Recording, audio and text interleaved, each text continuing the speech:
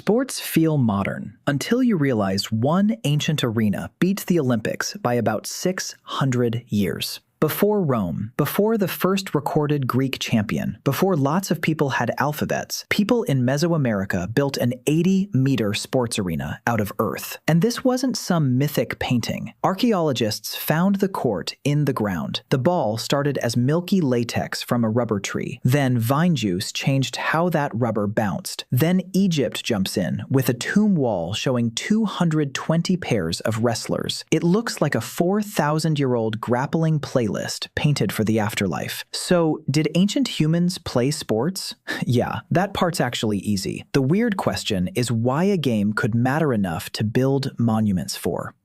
Quick thing, if you're enjoying this, hit like, share it with the friend who loves weird history, and subscribe, because each one of these takes hours of research. Like hours before I even start shaping the script. If you want a full series on something, tell me. Drop the topic below and I'll actually read them.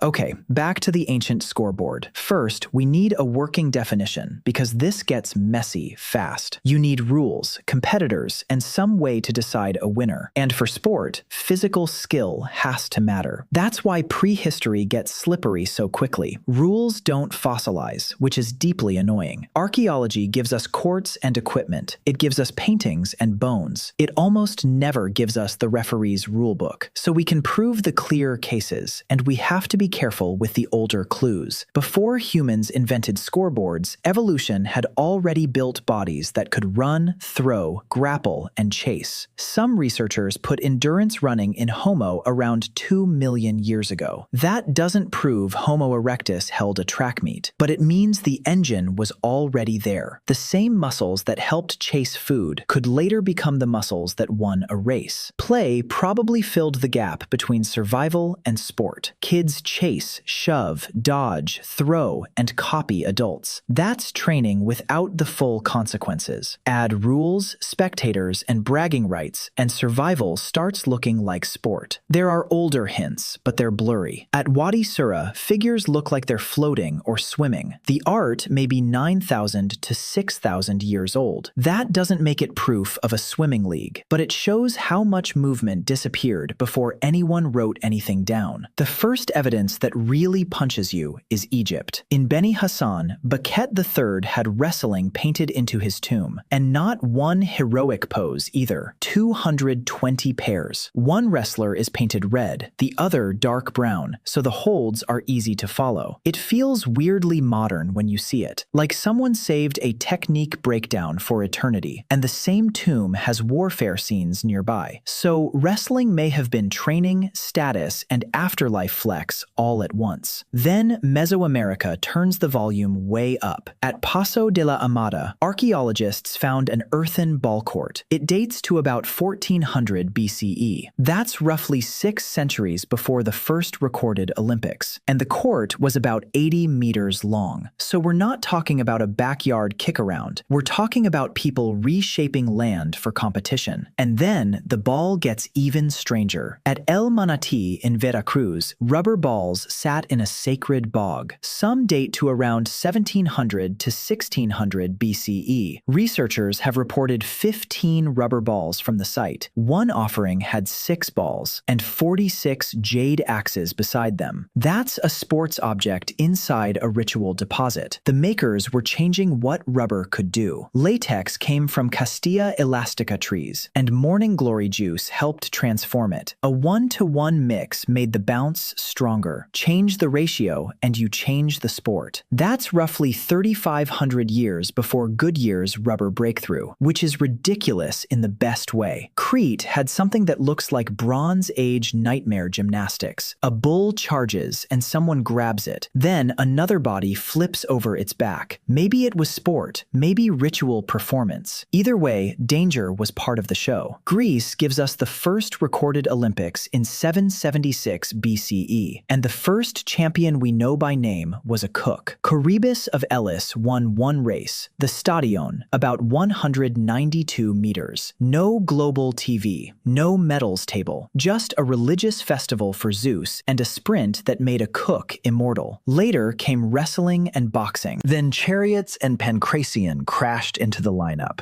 Even the rules could get weird. Caniska of Sparta became the first known female Olympic victor because chariot victories belonged to the horse owner. She won in 396 BCE, then did it again 4 years later. The driver raced, but the owner got the glory. China had cuju, a football-like kicking game. Written sources put it in the 3rd century BCE, but don't flatten it into modern soccer's direct ancestor. It's cleaner to say China had an early documented kicking sport. At Cahokia, people played chunky with a rolling stone disc and sticks. That game may have helped build alliances. And indigenous stickball games could involve hundreds of players across huge fields. Some games lasted days, with ceremony around them. So here's the thing. Sports solved a human problem. How do you prove courage without starting a real fight? How do you show speed without a hunt going wrong? How do you test aim without turning it into war? You make rules everyone can see. You add witnesses around the action. You let the body speak publicly. That's why sport gets tied to power. A ball court can say, "This place matters." A tomb wall can say, "This body was disciplined." A race can turn a cook into a name people repeat for centuries. And ritual is where the modern brain starts to glitch, because ancient sport often sat right next to gods. The Olympics honored Zeus. Mesoamerican rubber balls could be offerings in sacred places. The game could be a prayer, a performance, and a political message. This also kills the lazy idea that sports need leisure first. Sometimes sport looks like a tool leaders use to organize people. Sometimes it's a way communities settle tension without destroying themselves. Sometimes it's gambling, bragging, and matchmaking. Sometimes it's training and memory. And sometimes it's just fun. Because humans are weird like that. We can wrap cosmic meaning around a ball, then still yell because someone missed. The same emotional machine is ancient. Joy, rage, and belonging, all in one crowd. Betrayal and hope, somehow sharing the same seat. You already know that feeling. Your team scores and your whole body believes the world changed. So did ancient humans play sports? Yeah, the clearer evidence goes back thousands of years. The better question is when play became competition, and when competition became sacred enough for arenas. Because the earliest games were probably made from bodies, from dirt, sticks, memory, and noise. That's exactly the stuff archaeology loses first. So what survived are the loud clues. Courts and balls survived when most games didn't. Tomb walls and names survived too. And behind them is something painfully familiar. We turn bodies into stories. Then we gather around those stories and let them tell us who we are.